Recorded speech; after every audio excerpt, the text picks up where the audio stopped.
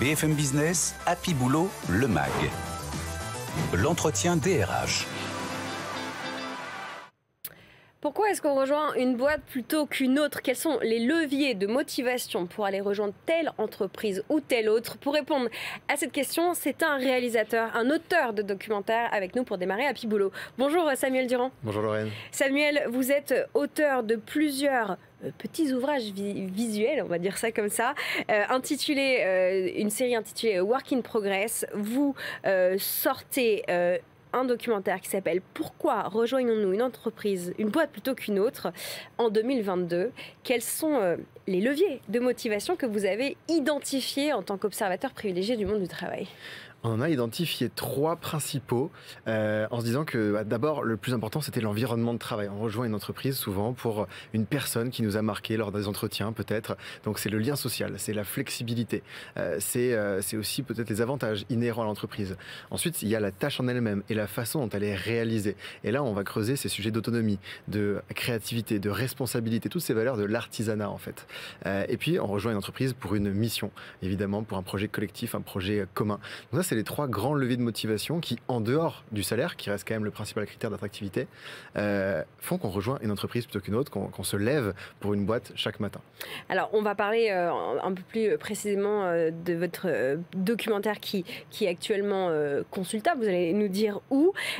Qui sont les experts que vous avez sondés pour arriver à ces conclusions qui sont presque celles d'un cabinet de conseil ou d'un cabinet d'expertise RH?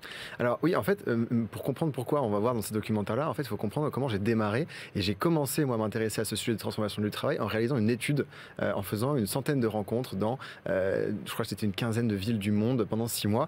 Et donc, on est allé sur le terrain pour voir des bonnes pratiques. Et tout le parti pris des documentaires, c'est de se dire, il y a déjà des bonnes pratiques qui existent aujourd'hui dans un tas d'entreprises. Et tout l'enjeu, c'est de faire en sorte qu'il faut de les faire connaître pour que demain, ce soit plus le futur du travail, mais que ce soit le présent du travail pour tout le monde.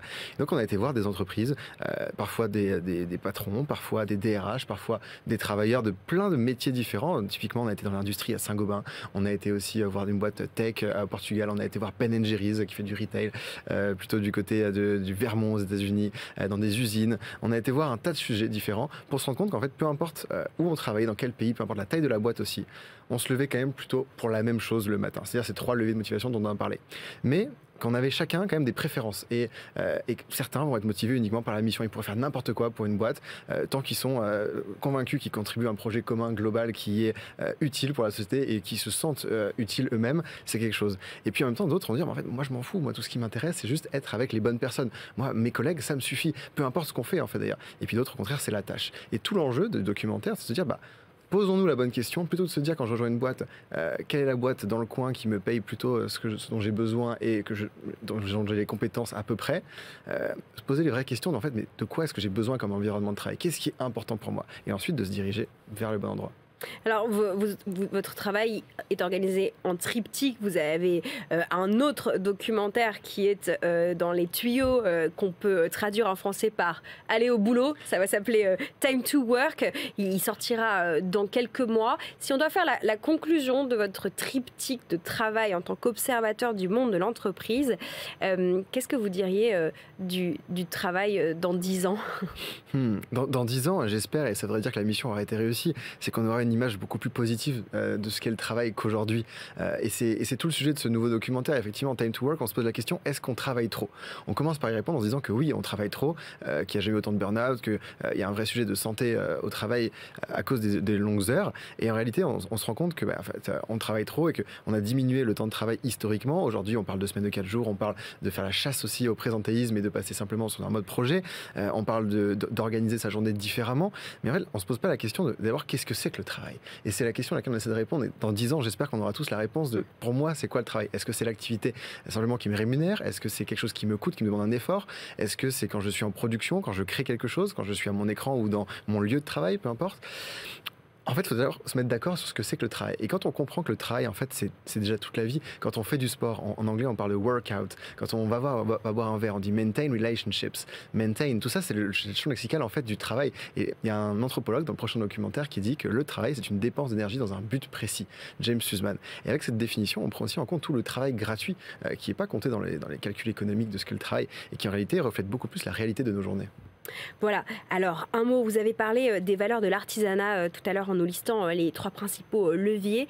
Est-ce que les conclusions auxquelles vous êtes arrivés dans vos différents documentaires sont valables à la fois dans les PME, dans les petites entreprises, que dans les grands groupes que vous avez pu ausculter dans le monde entier?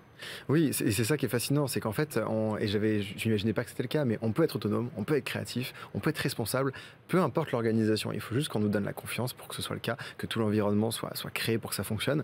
Mais ces conclusions, elles sont les mêmes, peu importe où qu'on soit. Et un truc qui est très puissant, qu'on peut piquer aux artisans aussi, c'est cette volonté de se dépasser, la volonté d'excellence, la volonté d'être dans l'instant présent, la volonté de faire le beau geste. Et quand on fait une tâche aussi bête que répondre à un email ou dire bonjour à quelqu'un qu'on accueille dans sa boutique, en fait, on peut être dans l'instant présent plutôt que de penser à autre chose. On va pas faire plus de choses ou moins de choses, juste on va penser à ce qu'on fait et ça change tout. Les artisans, ils sont très bien là-dedans et ça, on peut le leur piquer, peu importe le métier qu'on fait. Why do we even work? Time to work est le premier documentaire. Work in progress. Work in progress. Si vous deviez faire un docu sur la réforme des retraites, sur quoi vous plancheriez comme angle? Moi, j'aimerais bien aller poser la question à tous ceux qui sont farouchement opposés à la réforme des retraites, de savoir si ça les intéresserait pas de passer à la semaine de 4 jours tout au long de leur carrière et de se dire, finalement, est-ce que le plus important, c'est de partir le plus tôt possible à la retraite ou de trouver un rythme qui nous va bien tout au fil de la carrière et potentiellement de prendre du plaisir. Je dis pas qu'on va s'amuser, qu'on va rigoler, que c'est pas Blanche-Neige et les 7 nains, on rentre du boulot en sifflotant, mais déjà de passer un bon moment et de nourrir aussi ses envies, ses ambitions dans son travail. Et peut-être que le rythme différent pour ceux qui ont un travail avec une pénibilité forte, c'est d'avoir 4 jours par semaine plutôt que 5. Et je suis assez convaincu qu'il y a pas mal de gens qui sont farouchement opposés, qui aujourd'hui diraient oui à rester jusqu'à 64, 65, peut-être 66 ans. Si jamais il y avait un rythme différent, peut-être de semaine de 4 jours demain. Voilà, une modulation autour du rythme. Samuel Durand, auteur de documentaires, vous êtes vous-même indépendant. Qu'est-ce que ça vous fait d'observer le monde dans l'entreprise avec ces gros rouages, ces grosses turbines, notamment les grands groupes que vous avez pu aller sonder de près? Au début, j'avais une image très négative du salariat en général et évidemment des grandes entreprises. J'étais en école de commerce et ce qu'on me vendait, c'était ça, c'était le costume à la défense et le job pas drôle. Je me suis vite aperçu que c'était pas toute l'entièreté du travail, que c'était beaucoup plus riche que ça, beaucoup plus large. Aujourd'hui, je pense que ça convient à plein de gens, mais qu'on se pose pas suffisamment de questions en fait. On vit dans une ère où on a plein de podcasts, plein d'émissions, plein de documentaires, plein d'articles qui permettent de nous nourrir sur comment est-ce qu'on peut travailler différemment. Et je crois qu'il faut plus les consulter, plus aller passer de temps à se poser les bonnes questions avant de rejoindre une boîte et se dire non mais moi je m'engouffre dans un truc et puis on verra plus tard. Souvent ces questions elles arrivent à 40, à 50, à 60 ans et il y a des regrets. Alors c'est jamais trop tard pour faire des bifurcations, mais plus jeune on va se poser ces questions-là, mieux ce sera. Voilà, se poser les bonnes questions, vous pouvez le faire en consultant les documentaires disponibles en ligne de Samuel Durand, Work in Progress. Merci beaucoup d'avoir répondu à nos questions.